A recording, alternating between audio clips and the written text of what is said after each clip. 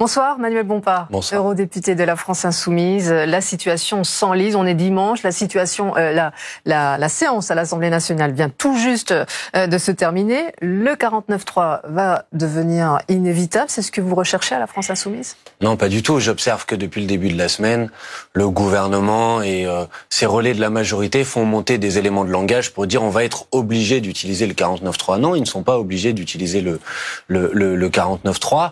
Et je voudrais quand même dire, parce que dans les réactions des députés de la majorité tout à l'heure, il y avait quelque chose d'extraordinaire. C'est l'hôpital qui se fout de la charité. On parle d'une majorité qui a fait le choix d'une procédure accélérée pour examiner ce texte à l'Assemblée nationale, qui a proposé et soumis aux députés une étude d'impact dont tout le monde reconnaît qu'elle était complètement truquée. Et maintenant, on vient nous dire, vous ne respectez pas le travail parlementaire. Alors apparemment, la séance vient de reprendre à l'Assemblée. On voit Olivier Faure qui s'exprime en direct.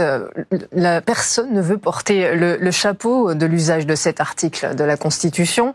Vous vous renvoyez la balle. C'est à qui pliera le premier? J'imagine que la fatigue commence à se faire ressentir également. Non, mais attendez, le 49.3 dans la Constitution, ça a une utilité. Ça a été utilisé dans la mandature précédente. Ça sert à faire passer un texte de loi quand on n'est pas sûr de sa majorité. Ça sert pas à réduire le droit des oppositions. Donc il faut pas que le gouvernement joue sur ce sujet. La réalité, c'est qu'il est en train de faire monter les situations de blocage pour pouvoir dire, voilà, on est obligé d'utiliser le 49.3 parce qu'il a un problème avec sa propre majorité. Parce que chaque semaine, vous avez des députés de La République En Marche qui disent, je quitte la majorité. Et il a peur de faire voter ce texte à l'Assemblée nationale parce qu'il pense qu'il sera sans doute pas majoritaire. C'est pour ça qu'il fait monter la pression sur le sujet. Vous savez, aujourd'hui, on parle de la séance. La séance d'aujourd'hui, la France Insoumise, il y a 35 de ces amendements qui ont été examinés. Et 35 amendements dans une journée de travail parlementaire, ça me paraît pas être quelque chose d'extraordinaire qui justifie une situation de blocage. Ouais, mais quand on voit, Manuel Bompard, des amendements qui concernent par exemple du traitement de texte, est-ce que c'est raisonnable?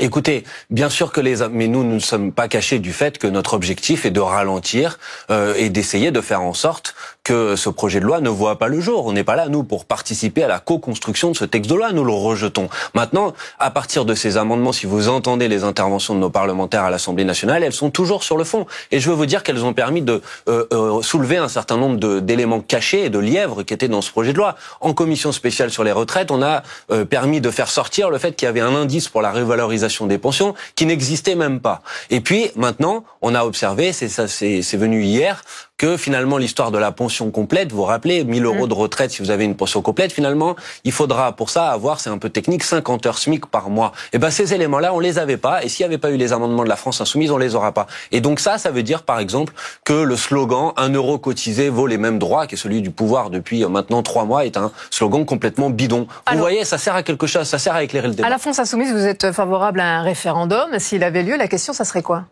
Est-ce que vous êtes d'accord ou non avec le projet de loi d'Emmanuel Macron? C'est pas une question si compliquée que ça. J'ai vu que Madame Ndiaye, la porte-parole du gouvernement, disait que la question des retraites était trop compliquée parce qu'il y avait 70 articles et qu'il faudrait 70 référendums. Mais quand on a soumis au référendum le traité constitutionnel européen, il y avait 450 articles. Il n'y a pas eu de problème pour le soumettre à référendum. Donc ça veut dire qu'il y aurait un nouveau texte sur la réforme de retraite si ce référendum a lieu et que la réponse est non. S'il y a le 49.3, il y a un nouveau texte. Alors j'ai une question pour vous. Ce soir, on repart à zéro avec le texte initial du gouvernement ou on prend en compte les amendements qui ont été votés, notamment, je parle des aidants, des handicaps, de l'amendement sur les handicaps. Non, mais attendez, si le gouvernement soumet son texte à référendum, c'est à lui de décider quelle version il a envie de soumettre à référendum.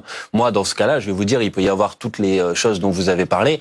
J'appellerai à voter contre et j'appelle toujours à rejeter ce texte. Ce texte n'est pas améliorable en l'état parce que le problème, c'est le principe même de cette retraite par points qui va se traduire par une baisse généralisée des pensions. Et vous savez, quand on parle de démocratie, il y a 70% des Français aujourd'hui qui sont opposés à cette réforme des retraites. Donc le gouvernement, s'il veut sortir de la situation de blocage, c'est pas le 49.3 qu'il doit utiliser, c'est le référendum. Alors Manuel Bompard, l'autre actualité, c'est bien sûr les élections. On va commencer d'abord avec l'élection présidentielle. Une fois n'est pas coutume, après 9 ans de la tête du parti fondé par son père, Marine Le Pen va-t-elle lâcher la présidence du Rassemblement national pour se consacrer donc pleinement à l'élection présidentielle?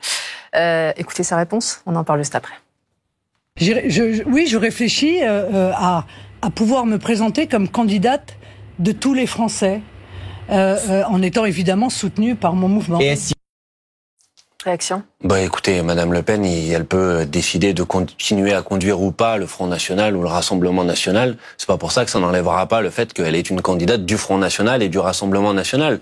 Ils ont essayé de changer de nom, maintenant ils essayent de changer et de faire en sorte que la candidate ne soit pas la présidente du parti.